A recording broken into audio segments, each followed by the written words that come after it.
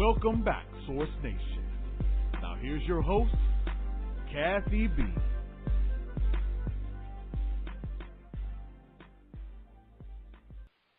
Welcome back, Source Nation, and the ladies here in the lounge. The broadcast was brought to you by WGLRO.com, Paper to Film Productions, Revolution Mills, Scott Cares Foundation, and Urban Grandstand Digital. I'm telling you, I'm excited to have this young lady in the studio with me. I'm going to be speaking with Miss Vallori Thomas. Now, she is a certified coach as well as an author. We're going to be speaking on her brand new book, which is A Great Day to Be Amazing, a real-life guide to purpose and possibility. Now, just a little bit about Vallori before I bring her in. She is the founder and ICF-Certified coach of Wild Coaching and Consultant. Now, in addition, she says that she travels extensively. She delivers keynote addresses, motivational speeches, and perception workshops. She says also that she's a practitioner of context mastery with a decade of experience in team group dynamics communication and both one-on-one group coaching. She's also developed expertise in vision building and breakthrough learning. Her coaching practice came about a direct result of having her own experiences and needing to really begin to reinvent herself. I love that. I do believe that Vallori's here in the studio with me. Vallori, hello and welcome to the Ladies Lounge. How are you today? Well, I'm amazing. I'm delighted to be here. Thank you for inviting me.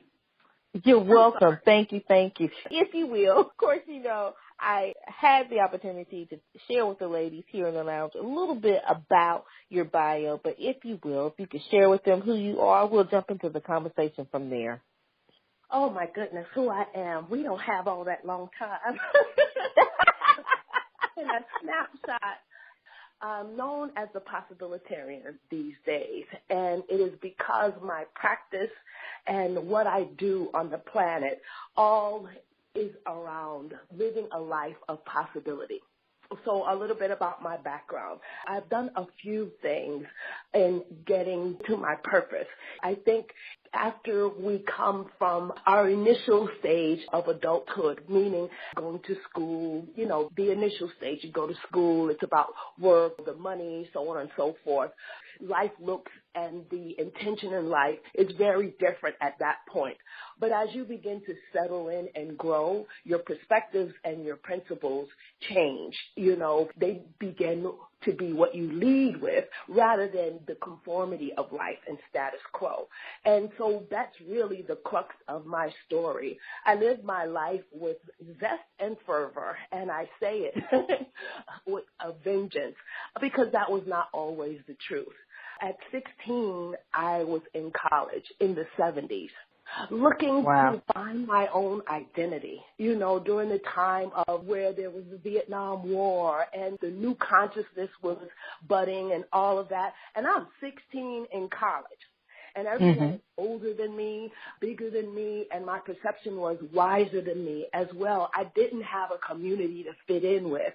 And so finding my own identity led me to make some choices and choose some circumstances that were a bit risque, to say the least. And I found looking for a place to fit in, I began down this road, this perception of belonging that wasn't for me. And I didn't have a lot of reference point. Technology wasn't then what it is today. And so I made some bad choices.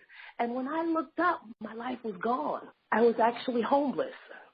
If you've ever been on a train or in a inner city where there are trains, there's this familiar scene that we know that happens during rush hour. Sometimes, you know, the train will stop and it looks like it's rush hour. You're going to work or you're coming home from work and you're like, oh my God, there's an empty train. And then you step on the train and before you see them, you can actually smell them. At a very young age, that was me. I had minimized my life to sleeping on the train and subjected myself to so many different things. And although it was obviously painful, I couldn't figure out how to get out of there. And I learned through experience, often the worst decision you can make is no decision.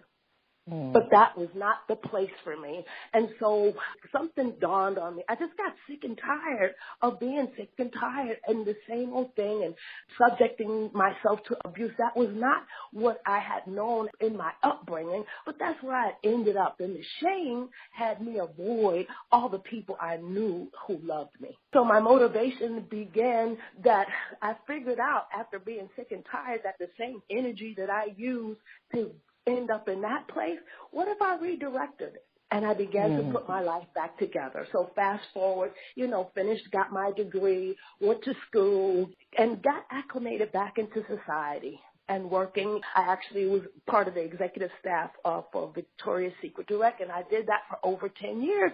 And I was not fulfilled. My journey, it's like I had lived different lifetimes, right? It had me feel unbalanced. And so I began this body of work, transformational work, where I could finally find my voice. It allowed me to articulate myself in a way that I hadn't before. And when I began to do that, my life opened up so differently. And thus, that was the starting point for where I am today. And I did a body of work, and it clicked for me so quickly because I'm a high energy person. Yeah. I created my first non-for-profit in 2003 called Take Higher Ground. And my intention and purpose for the company was to reach back and touch people who had been institutionalized like I had because they had become disconnected from who they actually were and had no support. Didn't know who to reach out to. And so we're very successful with that, and that was the beginning of it.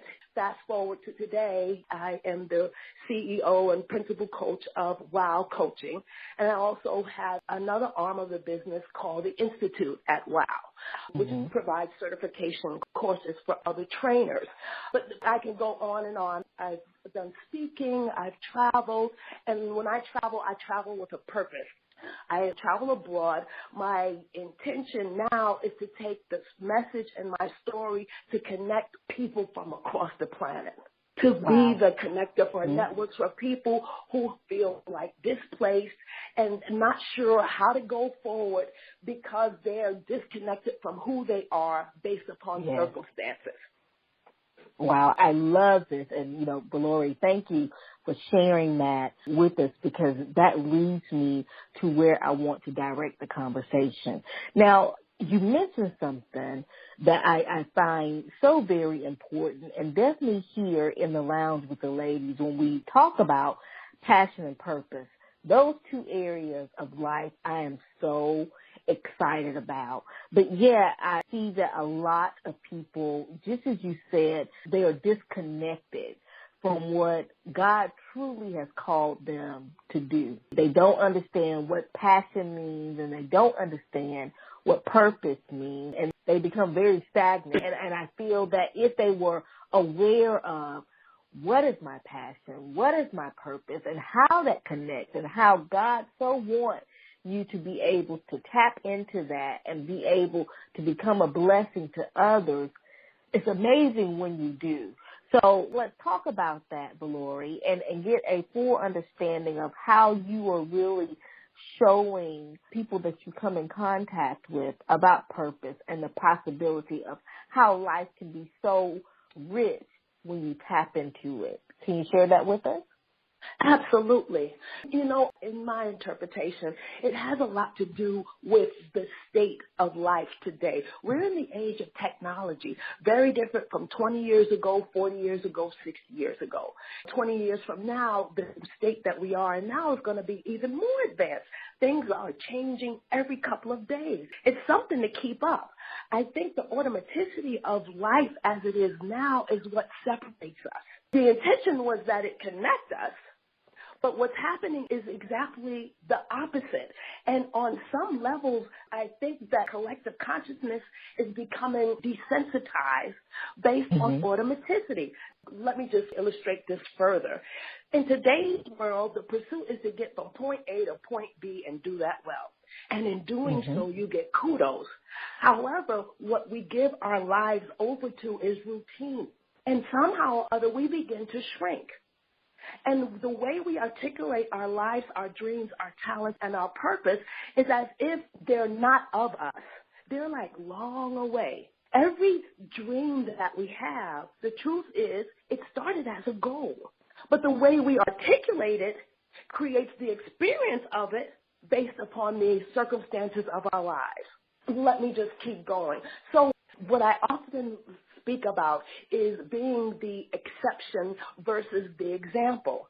The automaticity of life now, it creates a lot of pressure. The pressure is there's always the status quo that people have this urge to compete with or follow or so forth, and it's the consensus across the planet, the status quo, right?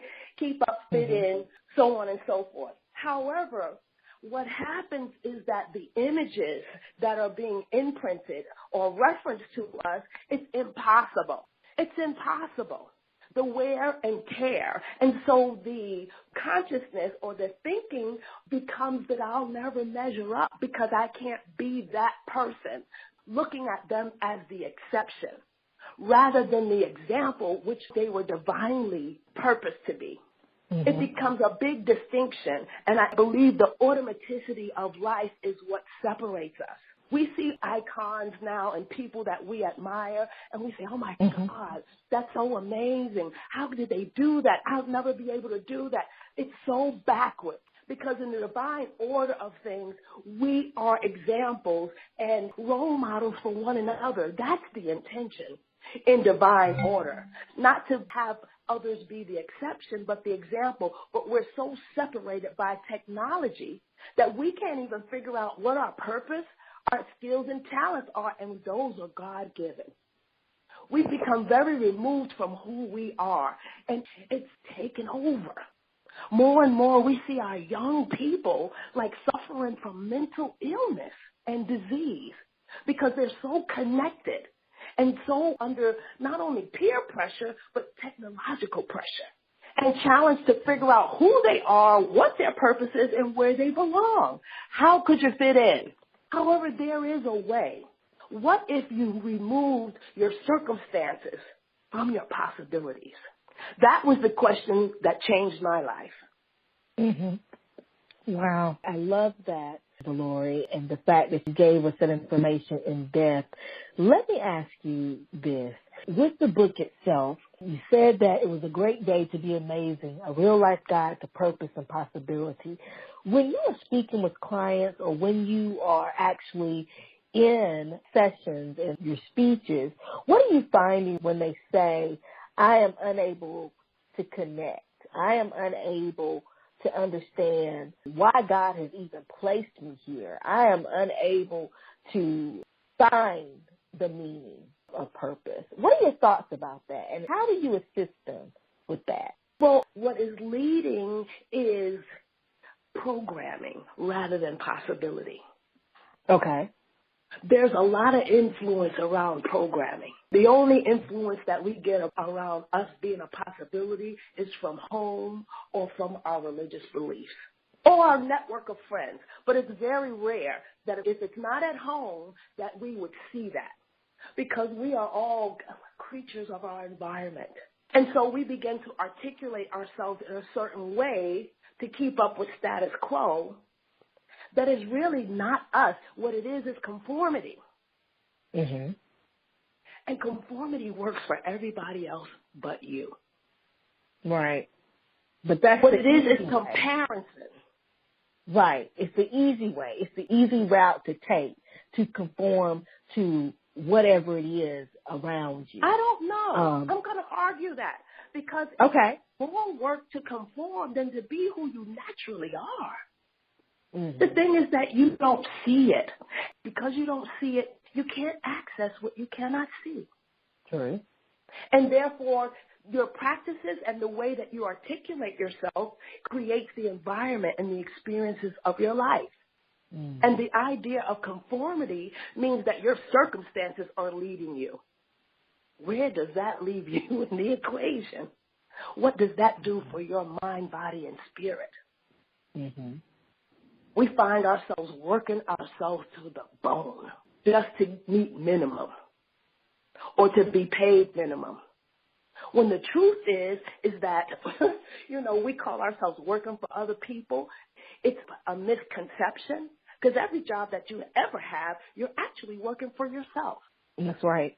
Mm-hmm.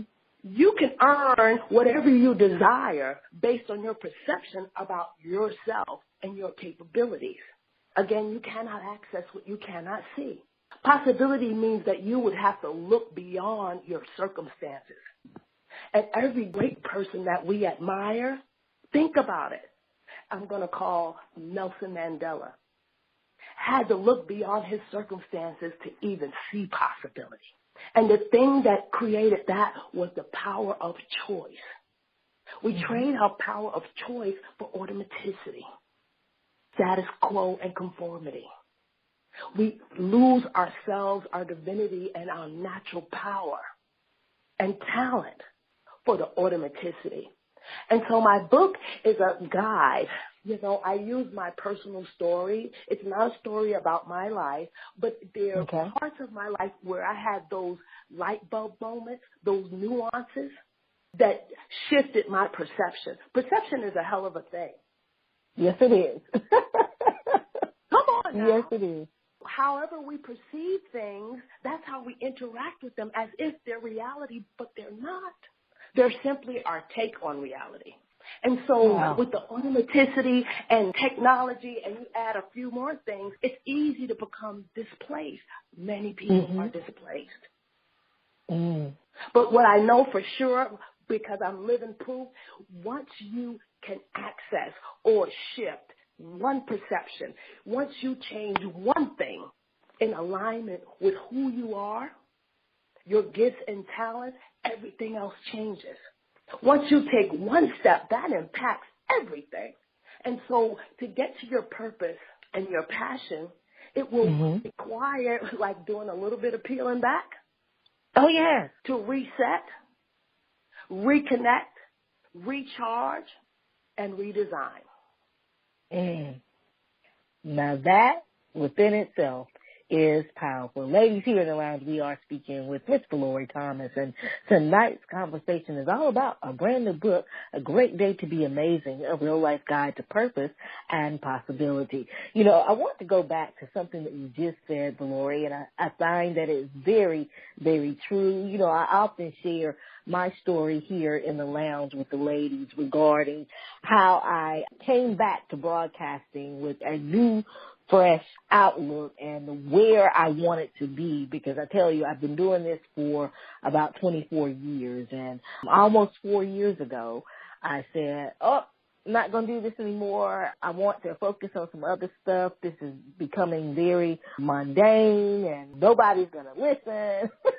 So I wanted to do some different things and set out to do them until God said, you know what, that's not what we're going to do. Let's go ahead and change some stuff. And he says, I know you're tired, but, I'm going to give you a platform to where now you're going to have a voice. But with that, you're now going to give opportunity. And I'm like, what are you talking about, Lord? I don't want to do broadcasting. I can't stand it. That's not what I want to do. I want to do this. And he says, no, that's not what I've called you to do. And when I tell you, Vallori, listening to God and waiting on him and having him give me the vision, this, which is Source Radio Network, it's mine, but designed through how he wanted me to deliver it to his people. And when I love that, yes, when I say that this is the most gratifying experience, the most beautiful and blessed experience, I have done more in 4 years than I've done in 24. Oh, my God, this is so powerful, and I so love what you said, because what I heard loud and clear is that you created opportunity. Yes. Which means that you had to connect with what was true for you and allow yourself to be the example and not the exception that nobody can teach. And if enough of us have the conversation of being the example and not the exception, not the perfection. Perfection is an illusion that robs us of our greatness. Go for excellence rather than perfection. Oh, yeah. But if enough of us can have that conversation, and we better start having it now, look at the status of where we are in history, in our countries, in the world. I am on fire about this because I don't know what the next one is going to look like. This is all I have now. And I know that God didn't bring me through all of that for naught. None of us. But if you don't have a network or someone or something that says, yes, you can, or a hand up, it takes me back to how I felt 16 in college in the 70s. I didn't know what the hell. I remember my first day in college, the whole love, peace, power thing was going on. A whole band of naked people had ran by me because streaking was the trend then. I was like, oh, my God, I've arrived. I had never seen anything like that before. And so you can imagine, you know, when young minds get hold to things that are so attractive, it's very impressionable. But what is the space that is left for them in it? It's already designed. You know, you want to find your own place, and it is there. That's why we're all here. Everything that breathes on the planet has a purpose. That's right. I love that. I love that. And, you know, just sitting here listening, I was sharing with a group of young ladies a couple of months ago about that, is that everyone has a purpose here. And they looked at me so funny. It was like, well, what are you talking about? I said, well, God gave you purpose when you were birthed into this world. You mean something. And so many have said, well, I don't know where to find that. And the best thing that I could say is, you know, what is it that you love? What is it that you love? And what is it that you know that if you were to do your best at it and you can share it with others and really not want to receive something back, then that is what you were called to do. And that's how I explained it. What were your thoughts, Vallori? That's exactly it. I get excited, so please forgive me, right? Listen, because that's exactly it. You're so right. You're so on target. And that's why I know it's divine, because your passion and your skill and your talents are attached to your enthusiasm. And where you have no enthusiasm, you have no energy. And your experiences drain, overwhelm, and fatigue. And your energy is sapped. Do you know what I mean? Oh, yeah. Your energy is high and you have enthusiasm, you could be dead tired. Your passion will keep you going. You having such a good time, you're going to keep going till you drop. We all have that in our lives, but we are giving so much over to the automaticity of it. And it's not good, bad, right, or wrong. The question is, does it work? There's no perfection in life, so to live in good, bad, right, or wrong is hard. But if you can look at, does this work for me versus it not working for me, it's something you can true up to with integrity. Wow. I love that. I love that. Now, let me ask you this, Vallori, and get your thoughts on this. You know, when we talk about becoming stagnant in life, to me, it's because you're at a crossroad and you're searching for something, but you just quite cannot put your hands on it. Is it fair to ask that person, what do you really want? Is it fair to ask when they're at that point in life? And the reason why I'm saying this is because I've had a conversation recently with my 23-year-old son. He graduated from college and he's working, but he has a lot of things he wants to do, but implementing them has been hard. And I said to him, I said, look, what do you want? What do you think is going to make you happy? We've had this conversation where you've talked about some wonderful and amazing things. I said, but I hadn't seen you act on them.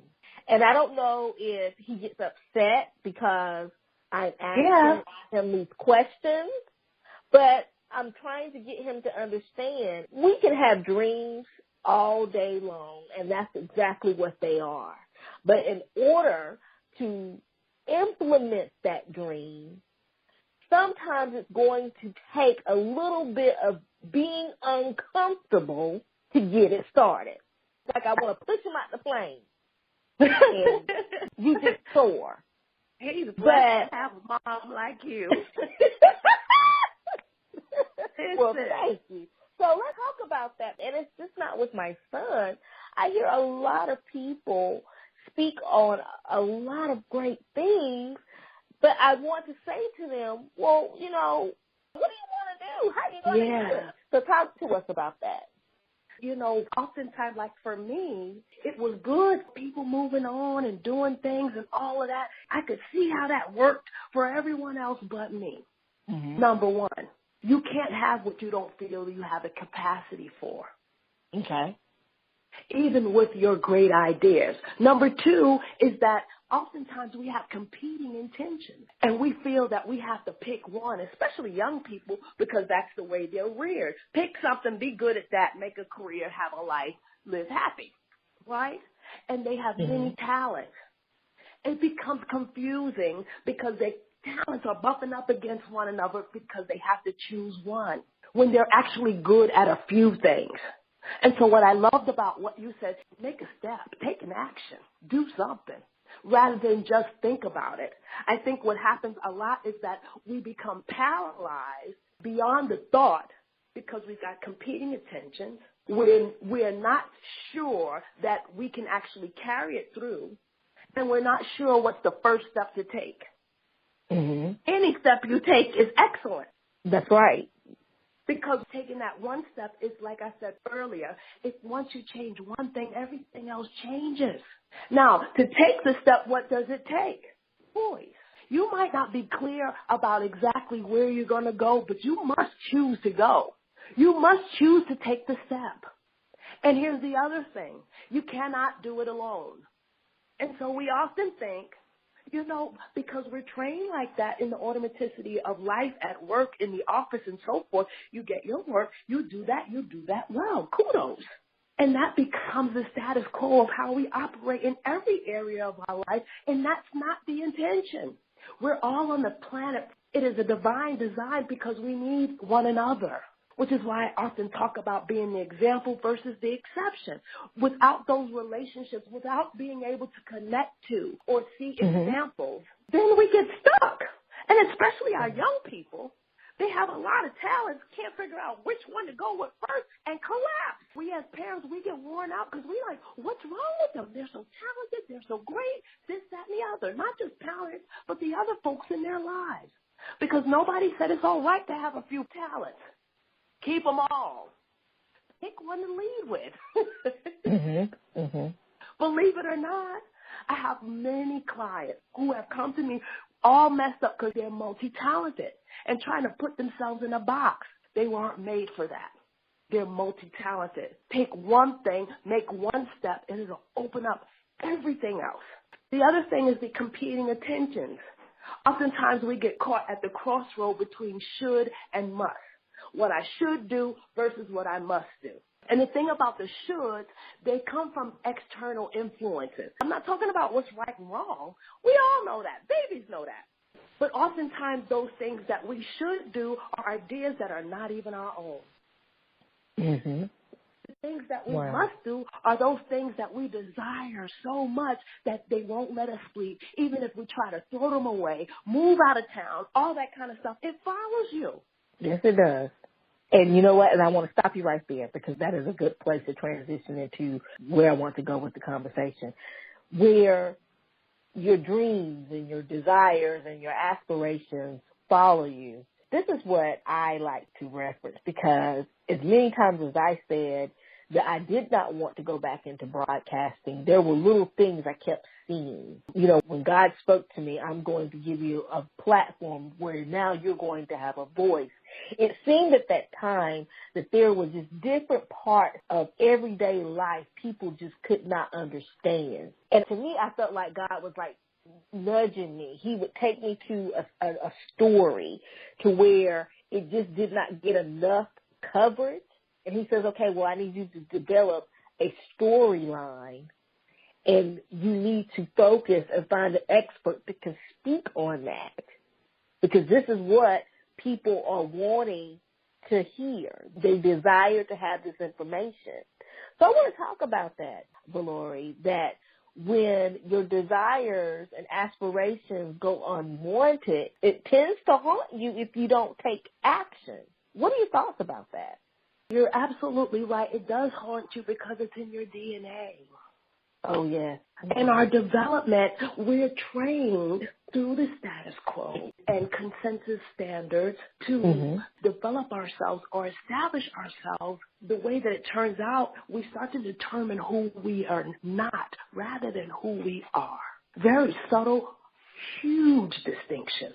And so we're often in reaction to rather than the choice of, and the freedom and security to stand in who I am. And when we don't have that or the support around that, then we can't sleep at night when what was divinely given to us keeps coming back because we have conformed so far. And what inevitably happens is like Clash of the Titans. There will be some point where you'll come up against it. And if you don't have a possibility mindset, the programming of your circumstances will crush you. And so we have many, many brilliant minds that get right to the threshold of greatness and quit. This conversation of possibility and the practice of possibilitarian mindset, for me, it's like I need everybody to have it so that we can see ourselves. If we can't see ourselves, we can't see each other. And life becomes separate, cold, and tunnel vision. But when we can see and accept ourselves, then we're a space for other people. And therefore, as you said earlier, opportunity exists, reward exists, abundance exists, because that's who we are naturally. I love it. I love it. That is so amazing. I find that to be very true. Again, going back to what we mentioned earlier, understanding purpose, understanding possibility, understanding passion is what we all need to do and to understand. Now, I want to talk to you, if I may, about some of the things that you're putting together. Now, I noticed in your bio you mentioned that you do perception workshops. Talk to the ladies in the lounge a little bit about that and why is that so important in the area of coaching that you're doing, Vallori? Okay. So I just got back this morning, a couple of hours ago, from Columbia, South Carolina, where I worked with a group of youth organizers under the organization of Every Black Girl, Inc., which is a youth arm connected to Black Lives Matter. And so I worked with them in the perception workshops, right? And so when we think about the work that gets to be done, that needs to be done, that has to be done, what's very clear is that the perception around it must change in terms of who we are so that we can actually do the work. So my perception workshops are about empowering you, really like challenging you to get to your passion and your purpose and stand in it. It takes place over a few short days, but by the time you come out to the other side, you're clear about who you are and your purpose, and you can embrace it. We are fighting like crazy about this whole perfection thing in everything that we do, and perfection is tearing us down. Our perceptions of ourselves dictate the way we articulate our lives, and the way we articulate our lives create the fabric of our lives. Everything lives in language. You shift your perception, the whole world shifts. Your ability shifts. Your tenacity shifts. Your passion, your enthusiasm, your energy shifts, which is why I say perception is a hell of a thing. It is. The biggest question that we have in the workshops, we talk about your truth, right? Really, what is your truth? Which is a wide open question. Inside of that, what lives is facts versus beliefs, and that's where we attack perception. A fact is something that exists 100% of the time. If I open up my window and throw my shoe out, it's going to hit the ground. If I'm in Tokyo and I open up a window and I'm on the 45th floor, the same thing is going to happen everywhere I go. That's 100% of the time. That's a constant. Everything else that does not fit in that group is perception. And perceptions change. You change your perception, you change your life. You change your perception, you change your energy. You change your perception, you change how you interact with people and the quality of your life. Does that answer your question? I don't want to give it away. Yes, it does. Yes, it does. We had a heck of a time. Listen, and here's what we do in our perception workshops. Oftentimes people are looking like, where do I belong? Who am I? Mm-hmm. We actually tell them, you're a divine legend. Wow. And we work out from there. Love it. Love it. And if you will, share with the ladies in the lounge, Vallori, as we are wrapping up our time here on the show, how can we get more information about you and continue to support you in your efforts? Where can we go to do that? Oh, my God, I'm so grateful that you even asked. So my website is Vallori, that's my first name, at ValloriThomas.com. So it's my first name at my first and last name.com. And everything is there, all the services I offer. I do 2 retreats, global retreats twice a year, and the cost of them is minimum or often half price. In August, we're going to South Africa, and I travel with a purpose. And what that means is that oftentimes 1 or 2 days of my trips, which are 7 or 10 days, we delegate a day to work in the communities. We actually get in, we build homes, wells, work with the kids in school. The travel is very affordable because we do that. And so not only do we get to do the tourist things, but we get to really get into the culture. I do those twice a year. They're called Possibilitarian Tours. I will be back in South Carolina in a couple of weeks. If you go to my website or my Facebook page, it'll all be posted there. We're actually doing a perception workshop that you can register for. The information will be there. My book is coming out. You can get access to my book on my website. The official launch is May 1st. On May 13th, I will be speaking in New York, and the information about that will be on the website as well. And because I do facilitate on a regular basis perception workshops, I'm stationed here in New York under a company named Momentum Education. You can find them online, momentumeducation.com. There's a complete curriculum body of work that is in 3 stages. There's a basic course, an advanced course, and a leadership course. And all the information, you can find out about it and even find out more about me and the other trainers there, where perception workshops take place every month. So if you're based in New York, LA, Seattle, or Washington, every month there's a workshop that you can actually get into. Just log on to momentumeducation.com. Thank you so much. You're welcome, Vallori. Thank you. And again, we look forward to hearing more great things from you. Have a great evening. Awesome. And we also, Vallori, love to lead the conversation either with some encouraging word or possibly some information that we have not shared in the conversation. I would love for you to be a part of that if you'd like to leave that information. Encouraging word, if you let go of your circumstances, really, really let go. Assess what's possible for you. Don't just assess it. See it, feel it, list it. Ask yourself the question, what if? Then what would it take? Here's what I can tell you for sure. All the energy that you're spending where you are now, it would take less for you to step into your possibility. And here's the other thing that I know for sure, that if in this moment you're still standing, life has already taught you who you are and how great you are and that there's more. By all means, go for it. Wow. Love it. Well, Vallori, it has definitely been a pleasure having you here in the lounge. Definitely giving us some great information about your brand new book, which is A Great Day to Be Amazing, A Real Life Guide to Purpose and Possibility. Thank you for sharing that with the ladies in the lounge, and we definitely look to see more great things coming from you. Thank you once again for being here. I'm so grateful Thank you so much. Keep doing what you're doing. This is amazing. Everyone, be well and take care. Remember, it's a great day to be amazing. Every day is a new opportunity. Awesome. Well, Vallori, thank you again for being here, and we look to hear from you again real soon. Well, ladies, here in the lounge, you heard it right there from Miss Vallori Thomas, tonight's guest here in the Ladies Lounge.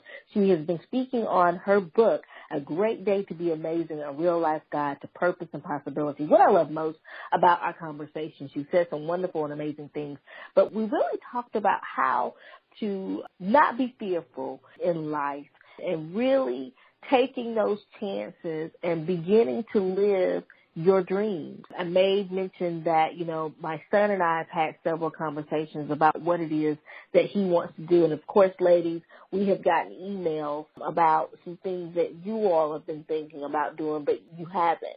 This is the season. I know you've heard me say this on several shows, and I'm going to continue to say that because I believe it. I believe that God has given us the time to really reflect on what it is he has truly called us to do.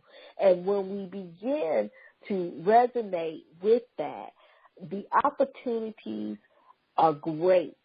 I mean, they're so great that it is definitely needed. I truly believe that when you place yourself out there, you're going to become a blessing for others because your story, your life is none other than anyone else, and it's time.